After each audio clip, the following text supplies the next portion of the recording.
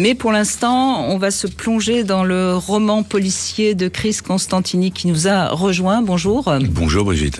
Merci d'être avec nous. Ça s'appelle Chaîne de crime. C'est aux éditions Istia. Alors il y a deux raisons qui font que j'ai eu envie de parler de ce roman. D'abord parce que j'ai trouvé qu'il était assez intéressant.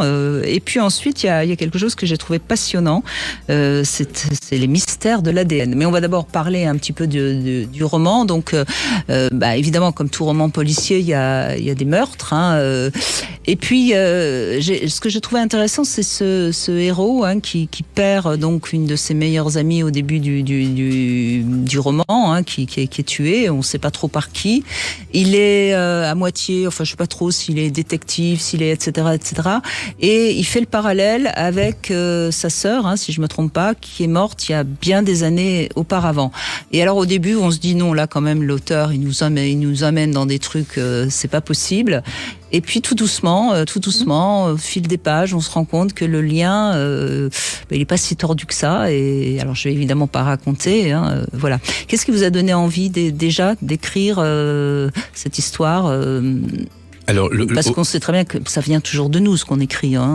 Au départ, Brigitte, c'est un assassinat dans ma famille qui nous a beaucoup marqué, puisque j'avais une cousine que je considérais comme ma sœur, qui a été assassinée de 4 coups de couteau par quelqu'un qui venait d'être libéré d'ailleurs en 83 par la grâce présidentielle. Et donc ça a marqué toute la famille, bien évidemment, ça fait la une du Parisien, etc. Et je ne le savais pas en écrivant le premier, La Note Noire, qui a eu le prix de Beaune, que je racontais un peu cette histoire. Et cette histoire n'était pas totalement terminée. Donc ça c'est intéressant, c'est-à-dire votre premier roman policier, vous êtes inspiré de votre propre histoire familiale, sans le savoir. C'était une catharsis, c'est bien après que je me suis rendu compte. Et j'ai été... C'est fou ça, mais c'est pas la première fois que les secrets n'existent pas. C'est ce qu'on se dit à chaque fois, dans les familles. Exactement. Tout finit par sortir. Exactement. Et donc, du temps a passé. J'étais très heureux d'avoir un prix avec ce livre qui s'est très bien vendu. J'en ai écrit d'autres polars, comme vous le savez aussi, d'autres livres sur le développement personnel. Et puis... pourquoi j'ai écrit ce roman-là? Parce que on n'avait toujours pas trouvé quel était le coupable de cet assassinat. Et en même temps, j'ai lu un livre extraordinaire. Alors, faut dire que je suis très connecté avec le FBI aux États-Unis et oui, d'ailleurs, ça se passe aux États-Unis, votre moi, j'aime bien roman. les polars américains. J'écris que des polars américains. Et ce qui m'a fasciné. Et pourquoi que des polars américains? Parce que si vous voulez, d'abord parce que je suis, on dit que j'ai une écriture très cinématographique. J'aime bien cette ambiance de polar américain qui se déroule dans New York. C'est assez juste dans cette chaîne de crime. On voit New York. Enfin, on voit. Voilà, on est à New York, mais c'est surtout parce que c'est beaucoup plus fluide à raconter une enquête aux États-Unis. Il n'y a pas le juge d'instruction, les pièces, les recours. Ça peut aller très très vite une enquête en fait aux États-Unis. Donc c'est beaucoup plus fluide, c'est beaucoup plus pervers, parce que quand vous avez de l'argent, vous pouvez acheter votre liberté et ressortir, quoique avec ce qui se passe en Suisse en ce moment. Et donc la motivation profonde de ce livre, qui rejoint un peu mes livres sur le développement personnel, sur le fait qu'on vient au monde avec 10 intelligences différentes, c'est qu'en fait on peut avoir plusieurs ADN. Et ça rend un criminel indétectable. Et ça, les bras m'en sont tombés. J'étais tellement étonné de cette découverte que j'ai été voir la gendarmerie nationale en disant je vais leur apprendre un truc, je vais les bluffer les gars. Eh bien pas du tout. C'est-à-dire qu'au top niveau de la gendarmerie nationale, ils sont au courant de ça. Et donc il y a des cas maintenant où sur une scène de crime, lorsque vous trouvez un ADN, ce n'est plus considéré comme une preuve absolue. Et donc, il y a eu des histoires comme ça aux États-Unis, véridiques, et on est en plein bouleversement. Là, par exemple, il y a une femme qui a été assassinée en Australie qui avait 2 ADN. Un ADN masculin, un ADN féminin. Et donc, ça m'a donné l'idée de continuer ma catharsis sur l'assassinat, donc un cold case de ma cousine, et avec une histoire romanesque à New York, effectivement. Mais ça tourne autour, effectivement, de ce qu'on appelle le chimérisme, à savoir que l'ADN peut être totalement indétectable. Vous pouvez avoir des criminels totalement indétectables. Et dans le roman Chaîne de crime, on va pas donner les détails. Après tout, il faut le lire. Dans le roman, vous expliquez pourquoi l'ADN change. Alors, bien évidemment, c'est pour ça que, si vous voulez, quand j'ai lu toutes ces histoires d'ADN, heureusement, j'ai fait des études scientifiques, je suis ingénieur agronome, donc l'ADN, ça me connaît, l'ADN des plantes, etc. Donc, je comprenais à peu près ce qu'il disait. Mais je me suis dit, un lecteur qui a pas que ça à faire, faut essayer de le rendre romanesque, cette histoire. Et donc, j'ai donné des exemples concrets, complètement dingues. Je vous donne juste un exemple. On a trouvé un cheveu sur une scène de crime aux États-Unis on met l'ADN dans la base qui s'appelle le CODIS aux États-Unis, le FNAEG en France, paf, le criminel, on sait qui c'est, sauf qu'il est déjà en prison. Ça peut pas être lui. Qu'est-ce qu'on fait ? Et donc c'est ça qui m'a passionné, c'est-à-dire que vous avez en fait une science. Mais c'est horrible d'ailleurs parce que là tout d'un coup ce qui me vient c'est que ça se trouve il y a des gens qui sont en prison depuis des années à cause de l'ADN alors que c'est pas eux. J'en parle dans mon roman, c'est-à-dire qu'il y a une fondation aux États-Unis d'avocats qui sont bénévoles et qui, l'année dernière, ont fait sortir 16 noirs, ce sont surtout des noirs, qui ont été foutus en tôle par des pseudo-spécialistes, etc., qui étaient dans le couloir de la mort. Donc ils en ont libéré 16, en prouvant que les preuves étaient pas bonnes. Donc cette fondation, elle est absolument... En tout cas, pas suffisante, on va dire. Pas suffisante.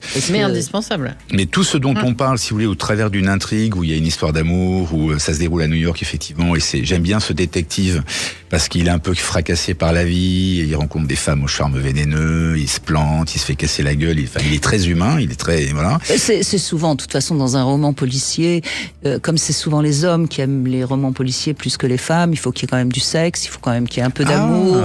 Ma chère Brigitte, 80%, aux dernières statistiques, 80% des lecteurs de romans policiers sont des femmes. Ah oui. Les femmes adorent les romans. Femmes lisent plus que les hommes, de toute façon. Les femmes déjà lisent plus que les hommes. Mais et donc, les hommes lisent plus de romans policiers que de romans d'amour. Et j'en reviens donc à la technique qui est pas dans ce livre, hein, mais globalement qu'on appelle la forensique, les sciences forensiques. Où là j'ai lu encore récemment. Justement, on va en parler dans un instant de ces sciences forensiques, pardon. Et vous allez déjà nous expliquer dans un instant ce que ça veut dire forensique, parce que moi je ne sais pas, donc je suppose que beaucoup d'auditeurs ne savent pas. On en parle dans un instant. On revient sur Chaîne de crime avec Ariane Calvo et Chris Constantini dans un instant. 14h-16h, Brigitte Lahaie, Sud Radio. Toujours en compagnie de Ariane Calvo. Je rappelle que vous êtes l'autrice de L'autonomie émotionnelle. C'est aux éditions Robert Laffont, dans lequel vous nous expliquez comment devenir nous-mêmes, si je puis dire.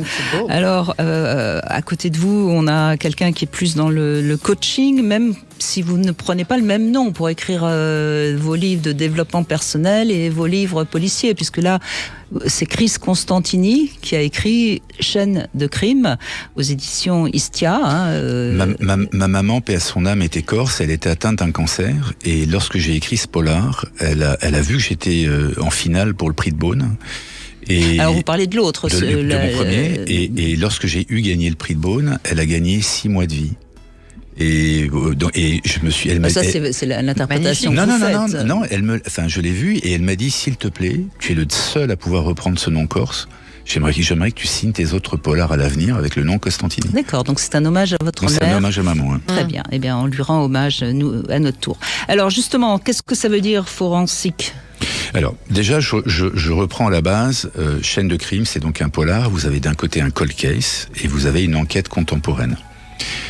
Commettre un crime maintenant et ne pas être attrapé, c'est très compliqué. Même pour un écrivain, imaginer un crime en disant les gendarmes, les flics vont passer à côté, c'est très compliqué tellement la science a évolué. Évidemment. Donc, la forensique, si vous voulez, c'est tout ce qui va regrouper les sciences criminelles. On en est là, par exemple, là, j'ai lu un dernier article sur le pollen. Vous ramenez du pollen dans les chaussures et vous dites, bah non, j'étais pas sur la scène de crime. Ça peut vous confondre. Vous avez même, là, pendant que je vous parle, on pense que l'ADN, c'est simplement sur les vêtements, mais ma salive, en fait, elle tombe d'une manière microscopique sur la table, là, et donc je laisse, vous n'avez pas l'intention de faire un crime, là? Non. Rassurez-moi. Non, pas du tout. Donc c'est pour dire qu'en fait, c'est un agrégat de sciences, et il y a un congrès de la forensique, où toutes les dernières recherches, les Suisses sont très forts dedans, les Américains, les Français, etc., échangent leurs dernières trouvailles. Mais ce qui m'a étonné, Brigitte, c'est qu'entre ces grands scientifiques, ces grands chercheurs et la base de la police, ça a du mal à passer. C'est-à-dire que vous discutez avec un inspecteur qui a 50 ans de métier, ce que je raconte comme cas unique dans ce polar du microchimisme, il est absolument pas au courant. Oui, les enquêtes à l'ancienne, avec les traces, etc. C'est-à-dire qu'en fait, il y a énormément de recherches très très très abouties, de plus en plus abouties, mais ça a du mal à être partagé avec l'ensemble de la police. Ce qui est compréhensible aussi, parce qu'il faudrait qu'ils se reforment sans cesse. Ils sont déjà débordés. On peut le comprendre. Bien sûr. Mais en attendant, ce qui est intéressant, c'est que finalement, on pourrait presque imaginer dans quelques temps qu'il soit plus possible de tuer sans être découvert. Ça serait bien, ça, quand même. C'est la question que j'ai posée au colonel de la gendarmerie qui m'a aidé à écrire Chaîne de crime, et il m'a dit: t'inquiète pas, à chaque fois, au contraire, les gens, les criminels se disent: moi, je serais pas pris. C'est presque un défi qui est donné à ces espèces de cons, quoi, qui se disent: oh non, moi je serais pas pris. Oui, c'est comme les escrocs, ils ont toujours un coup d'avance finalement, et c'est ce qui va faire avancer. Et ils croient qu'ils sont invincibles. Et on n'en finit Exactement. plus. Et c'est en effet une chaîne, non pas de crime, mais une chaîne, évidemment. Alors justement, cette histoire de roman que vous racontez, Chris Constantini, il y a quand même plutôt on va dire un happy end. Ça, c'est aussi assez partagé dans les romans policiers. Parfois, on reste un peu sur sa faim. Vous avez eu envie quand même qu'il y ait un happy end, enfin un happy end, si je puis dire. Je suis encore un gamin, Brigitte, même à 65 ans. Moi, j'ai pleuré devant Bambi, et je pleure devant des films où les histoires se terminent bien. C'est pas Bambi, que vous nous racontez. Bien évidemment. Il y a un crime aussi. Non, mais pour vous dire qu'à un moment donné, il faut que la justice gagne. Moi, ça m'intéresse quand même que la justice gagne. Après, ce qui fait la particularité, je crois, de ce polar, c'est que je me suis vraiment intéressé aux criminels, aux coupables dans ce livre. C'est-à-dire que j'en ai marre qu'on dise c'est un pervers manipulateur, il a fait ci, il a fait ça. Et je trouve que même dans les émissions de télévision, les psychiatres vont pas assez loin, je trouve, dans l'analyse des... Je pense qu'on vient au monde en étant bon. Et que c'est dans l'enfance, et je rejoins votre émission que vous faisiez avant, c'est dans l'enfance que tout se joue. On ne naît pas criminel. Et j'ai voulu trouver quelques circonstances atténuantes à ce criminel, même si à la fin, il sera chopé sans dévoiler la fin de ce polar. Mais à un moment donné, il faut comprendre pourquoi il est devenu criminel. Qu'est-ce qui a été la motivation profonde? Et d'ailleurs... Derrière toute violence, il y a toujours de la violence. C'est ce que disent beaucoup de psy. Vous êtes d'accord avec ça, Ariane Calvo? 100%. Bien sûr. Et c'est pour ça que dans ce polar, et c'est d'ailleurs une nouvelle série qu'on sort, je vous en parlais en off, on a tenu à typer tous les personnages au niveau psychologique, pas simplement le criminel, mais ce flic-là, qu'est-ce qui le meut vraiment? Il y a aussi cette fille qui est en colocation avec l'enquêteur, qui est un peu vous, j'imagine. Joséphine, oui. Et qui est assez exceptionnelle. Qui craque les fichiers. Et d'ailleurs, est-ce qu'on peut craquer des fichiers? Ça aussi, j'ai voulu mettre beaucoup de techniques aussi, mais vulgarisantes dans ce polar, parce que maintenant, effectivement, on retrouve énormément de choses. Quelle est la place de l'IA pour trouver un criminel, par exemple? Donc ça, c'est vraiment un sujet qui est abordé dans ce livre. Les recherches en parentèle aussi, parce que vous savez, donc on a donc des fichiers pour comparer les ADN, mais quand on ne trouve pas, on fait appel à l'ADN récréatif. Donc ça veut dire que vous avez des gens, et c'est comme ça qu'on a chopé tout un tas de coupables récemment, qui vont envoyer leur salive, c'est interdit en France, je ne sais pas pourquoi, ils vont envoyer leur salive à un site, et ce site en fait va faire des corrélations. Donc vous allez vous retrouver cousin avec quelqu'un en Australie, quelqu'un dans le Minnesota. Oui, j'ai une amie avec qui je déjeunais la semaine dernière qui a découvert une demi-sœur grâce à ça. Voilà, sauf que cette demi-sœur, elle a des séquences d'ADN avec donc votre ami. Ça veut dire que quand vous trouvez un cheveu sur une scène de crime, il y a des séquences d'ADN. Donc si vous trouvez quelqu'un en Australie apporte cette séquence d'ADN, vous vous dites tiens, ça c'est quand même intéressant parce qu'il y a un point commun. Ça veut pas dire que c'est le criminel. Après, il faut voir est-ce qu'au moment des faits, il était là, etc., etc. Ouais, c'est un peu tiré par les cheveux quand même tout ça, il me semble. Vous êtes d'accord, Ariane Calvo? C'est le cas de le dire.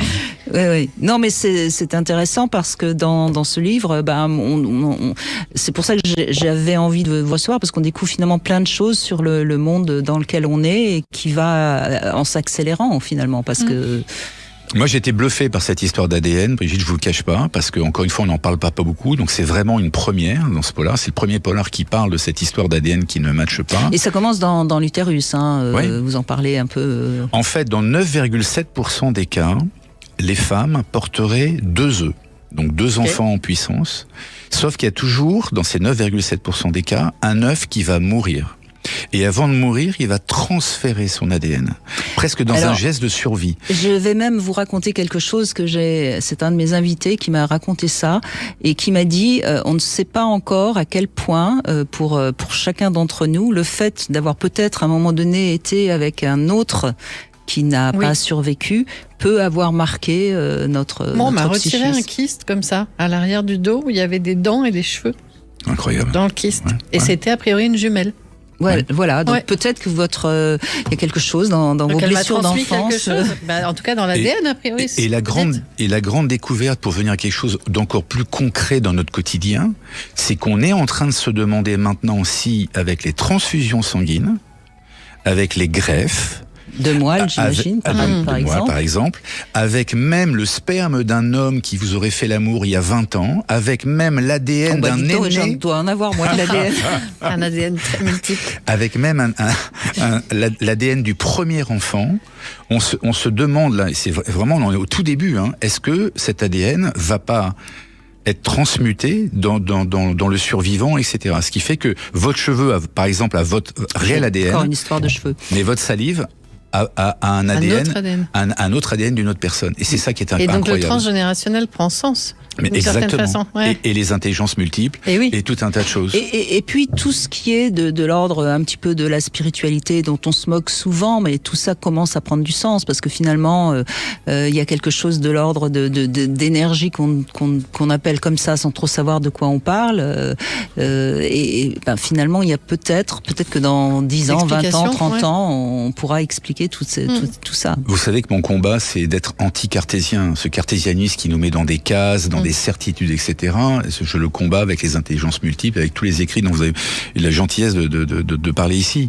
Et moi, ça me plaît, moi, qu'on ait plusieurs ADN. Je trouve ça formidable qu'il y ait cette potentialité-là. Alors après, il faut pas en abuser, comme dans le cas de ce criminel. Je finirai, puisque vous avez parlé de greffe, pour vous dire quand même une information importante, c'est que je cède mes droits à la fondation de Stéphanie Fugain pour la recherche contre les leucémies. Ça a un rapport avec le livre. Et je pense que c'était important de le dire. Bien sûr, si vous achetez ce livre, ça sera donc un don que vous ferez à la fondation de C'est très mal foutu parce que je vais payer des charges dessus, figurez-vous. C'est complètement dingue. Je fais un don et en plus je vais payer des charges. C'est au secours. C'est la France. C'est un autre sujet qui ne concerne pas cette émission. En tout cas, merci Chris Constantini. Moi, j'ai pris beaucoup de plaisir à lire ce roman policier, alors que je ne suis pas spécialement une fan de romans policiers parce qu'il y a des personnages qui existent. Ça, c'est vrai sur le plan psychologique. Donc, bravo. Ça s'appelle Chaîne de crime. C'est aux éditions Istia.